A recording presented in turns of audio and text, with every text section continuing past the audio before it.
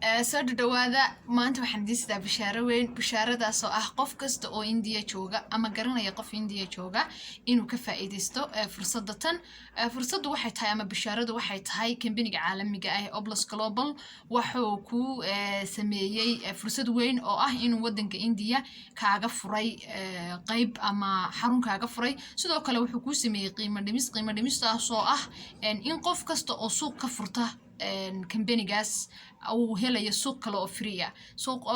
waxaan oran lahaa qof kasto garanaya qof afka Soomaaliga ku hadla ama wadanka jooga ama isagu jooga ka faa'iideysto waayo inaad maanta in ka badan 200 oo wadan aad suuq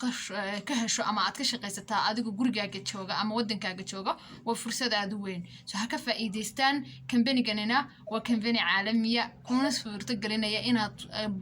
gaarsiiso alaabtaada iyo product-gaaga in ka badan 200 oo wadan delivery ama aad